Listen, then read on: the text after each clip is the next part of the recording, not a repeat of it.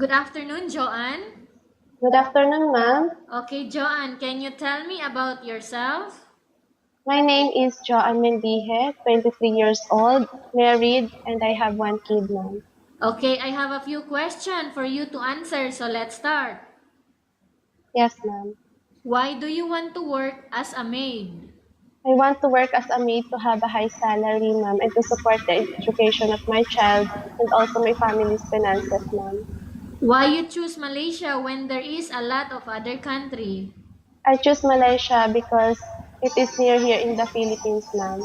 How are you qualified for this job? I am qualified for this job because I am hardworking and I'm really dedicated to my job.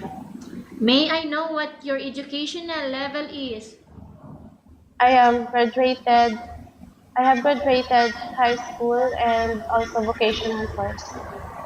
What is your recent working experience? My recent work experience is being a maid for 3 years and also service crew for 2 years, ma'am. Have you worked abroad before? No, ma'am. Do you have experience of taking care of baby? No, ma'am. How about elderly? Yes, ma'am.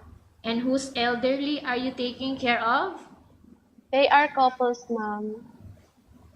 Do you have any other special skills? Yes, ma'am. Are you willing to learn new skills? Yes, ma'am. Are you willing to work with a family where the mother-in-law or any relatives stay together? Yes, ma'am. Currently, are you still working now? No, ma'am. Do you know how to cook? Yes, ma'am. What sort of food can you cook? Filipino food, ma'am, just like adobo, paksiw, menudo. Are you aware that you will have to do washing, cleaning, ironing, and cooking? Yes, ma'am. From all the house chores like washing, cleaning, ironing, and cooking, which do you like most? Cooking.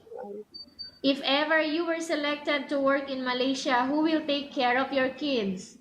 My husband, ma'am.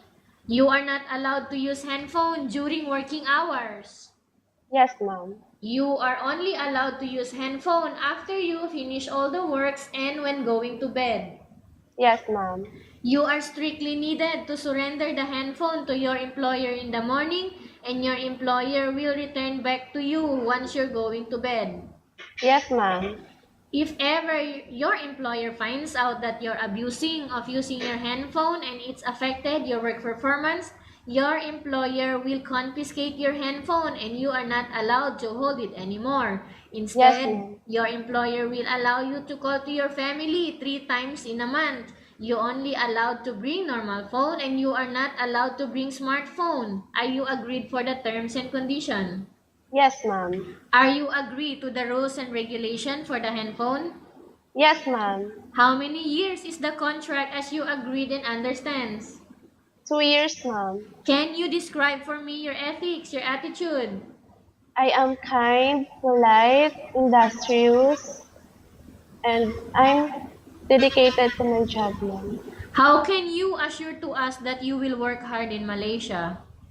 I will work hard in Malaysia, ma'am, because I want to support my family finances, ma'am. Can you promise not to use the telephone without the permission of your employer? Yes, ma'am. Can you promise not to put on makeup but to dress properly while work? Yes, ma'am. Can you promise not to invite friends and relatives without the consent of your employer? Yes, ma'am. Can you promise not to ask for advance salary from your employer under any circumstances? Yes, ma'am. Do you really understand of the rules and regulation of the agency? Yes, ma'am. Do you pay any placement fee for you to come to Malaysia to work as a maid? No, ma'am. Do you have any history of sickness, breast cancer, or any other illness? No, ma'am. Do you suffer from any skin diseases, allergy, or physical defect? No, ma'am. Have you suffered from any serious illness? No, ma'am. Do you smoke? No, ma'am. Have you undergone any operation? No, ma'am. Are you medically fit? Yes, ma'am. Are you in any medication? No, ma'am. Are you allergic with any food? No, ma'am. Are you preferred to work for the employer of any race? Yes, ma'am.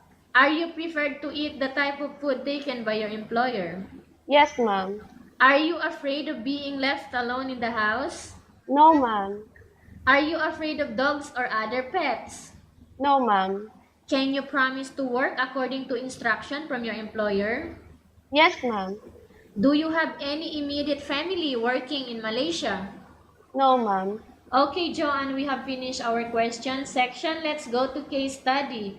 I have a case study for you and I want you to answer me truthfully, okay? Yes, ma'am. Upon arrival in Malaysia within 6 months only, if ever any of your family members passed away, what will you do? I will continue my work until I finish my contract, ma'am. Tell us about yourself and why do you want to work in Malaysia as domestic helper?